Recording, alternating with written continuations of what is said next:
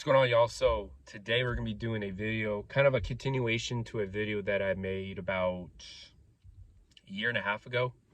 So in that video, we talked about everything that happened with Ryan Upchurch's parents and them, taking money from him and all that crazy shit that was involved in them accusing him of being on drugs.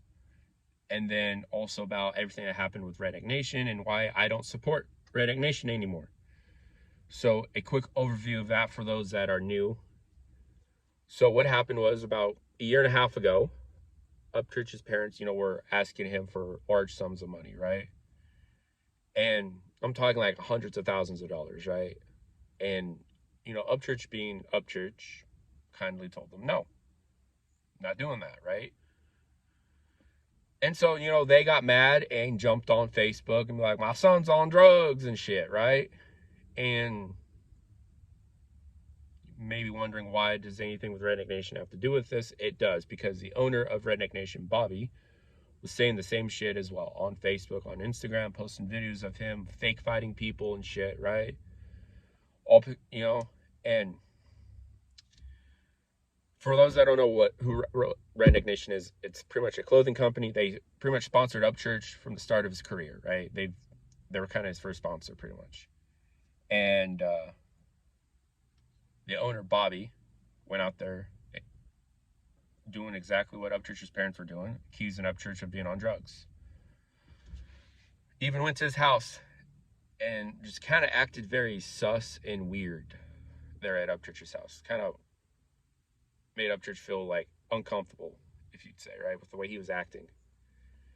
And after hearing about that, I was like, what the fuck? I'm not going to support a company that does that kind of shit. So, fuck them. And for those that are dippers that chew tobacco, know who Mud Jug is, right? They're a spittoon company started by Darcy, who they're in San Diego, California. But then Darcy sold Mud Jug to Redneck Nation. And now with all the shit that happened with Redneck Nation, I no longer support Mud Jug. Now, thankfully, I still have my Mud Jug. I've had this one since day one. I've had this for about going on 7 years now, 7.5 years. And I still have it because it, beats spitting in a bottle, right? I did find another spittoon company called Snuff Cup, started by a guy around my age. I'm sure if you guys have TikTok, and you're a dipper, you've probably seen ads for his stuff. But I'm gonna swap over to using a Snuff Cup here real soon. But anyways, it's not about Redneck Nation or about Mud Jug. This is about Redneck Nation and Upchurch's parents, and right, and seeing this happen really broke my heart, right? Because I found Upchurch at my lowest point in life, right? I was literally on the verge of committing suicide, right? I was in my room. It was like 11 o'clock at night. I was really depressed. My dad and I weren't getting along. I had just lost one of my closest friends to suicide. And then the girl I was dating at the time, me and her were kind of on the cusp of breaking up. Things were not going well between us. And I was done with everything, right? I couldn't handle it no more. And I had no one else to talk to at the time. No one else to vent to. Like, I had no one. And I was like, I'm done. I had a good run at life. I'm done. And I was going to commit suicide. And right before I did, my phone dinged, right? My phone made that little ding when you get a notification, and the ADHD brain came out and wanted to see, okay, why was my phone dinging? And it was a YouTube recommendation for Upchurch's song called Come and Get It. So I just happened to click on it and brought up the music video. And in that music video, they introed to the song. Upchurch says, going out there doing the same shit, same style everyone else is doing, that ain't fucking legendary. Going out blazing your own trail, doing shit your way, that's fucking legendary, skin. Hearing that really just, it stuck with me, right? Because at the time, I didn't know who I was, right? I was just being someone that I thought people wanted me to be without being who I wanted to be. And hearing that quote really just, it struck with me and kind of, I guess you can say, kind of started things for me to become the man I am today, right? And since then, I've stuck with Upchurch. Right? I've rocked with his music, watched his videos, supported him, right?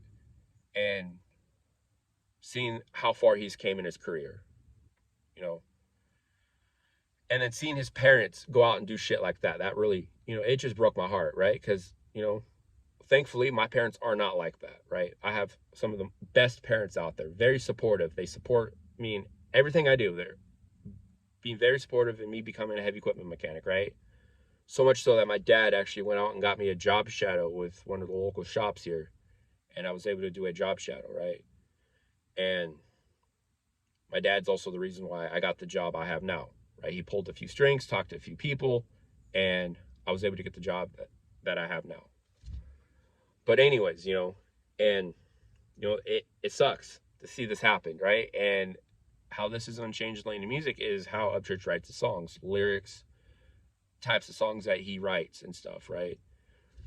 And right now, I believe there is going to be legal actions to be taking place. I'm not 100% sure, but from Upchurch's video that he released today about this thing, this whole situation, has me believing that legal action might happen.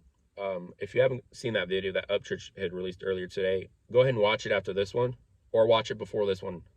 It doesn't really matter. But he talked about, all that stuff with Redneck Nation, his parents, and it started with him getting back his original Facebook account, right? That he hasn't been in since 2021, August of 2021, I believe, which is a long fucking time. A lot has happened since then. And he was going on there. He made a post on there saying, "Hey, I'm back in," and there was a fuck ton of comments saying, "Hey, when are you going to release more music, man? It's been a while since you released music." And everyone, that doesn't live under a rock knows that, hey, Upchurch has released a fuck ton of albums since then, right? He just released Turbulence a while back. And since then, he's released People's Champ, Pioneer, Concert for the Crickets, Blue Jeans 1, Blue Jeans 2, and then, just a few weeks ago, Turbulence. So all those albums, those people have missed out on, which is crazy. You'd think, they have access to Facebook, they have access to YouTube, they have access to Instagram, iTunes, Spotify. They should know that Upchurch has released music, right? But anyways, I do think legal action will take place. I believe it's definitely going to kind of, I guess, inspire his lyrics into his music and how Upchurch handles with people moving forward. But just figured I'd get on here to give you guys my 2 cents on it.